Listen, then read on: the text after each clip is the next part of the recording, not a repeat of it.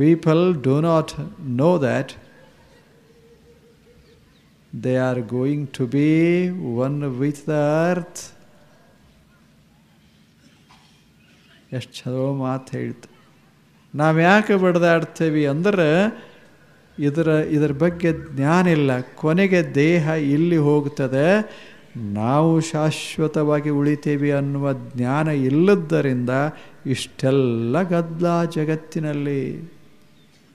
ಇಷ್ಟೆಲ್ಲ ಹೊಡೆದಾಡಿ ಕೆಟ್ಟಿತಿ ಲೋಕವೆಲ್ಲ.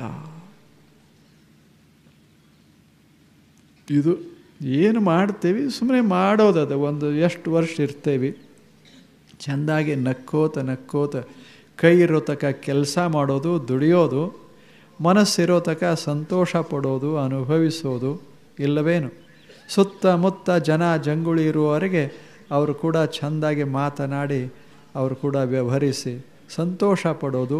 ಅಷ್ಟಕ್ಕಾಗಿ ಇಷ್ಟು ಹೂಗಳದಾವ ಇಲ್ಲೆಲ್ಲ ನೋಡಿ, ಒಂದು ರಂಗ್ ಒಂದಿಲ್ಲ, ಆದರೆ ಒಂದು ಜಗಳ ಮಾಡಿಲ್ಲ.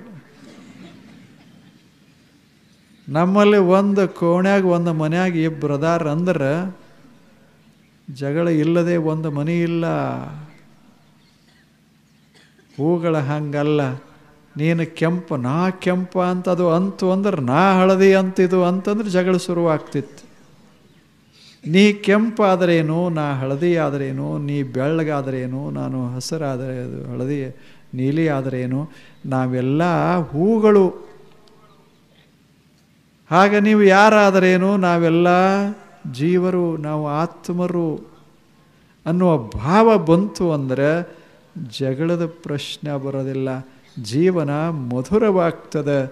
ಆ ಜೀವನವೇ ಅದು ಸ್ವರ್ಗ ಜೀವನ, ಅದು ಸುಂದರವಾದ ಜೀವನ. ಬಸವಣ್ಣ ಹೇಳೋದಿಲ್ಲೇನು, ಅಂಥದನ್ನು ಯಾವಾಗ ಪಡಿತೇವೆ, ಅದನ್ನು ಪ್ರೀತಿಸ್ತೇವೆ, ಆವಾಗ ಇದು ಭಕ್ತನ ಅಂಗಳವೇ ವಾರಣಾಸಿ ಅಂದಿಲ್ಲ. ಭಕ್ತನ ಅಂಗಳವೇ ವಾರಣಾಸಿ. ಅವನ ದೇಹ ಅದು, ಇದು ದೇಹ ಕೈಲಾಸ, ಕಾಯವೇ ಕೈಲಾಸ, ಕಾಯವೇ ಕೈಲಾಸ. ಎಷ್ಟು ಚಲೋ ಮಾತು.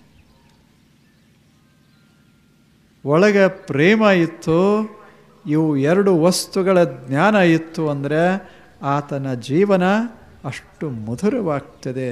ಅವ ನಿಂತಿದ್ದೇ ಸ್ವರ್ಗ, ಅವ ಮಾಡಿದ್ದೆಲ್ಲವೂ ಆರಾಧನೆ. ಅಂಥ ಸುಂದರ ಜೀವನಕ್ಕೆ ಈ ಯೋಗ ಬಹಳ ಅವಶ್ಯ. ಜ್ಞಾನ ವಿಜ್ಞಾನ ಯೋಗ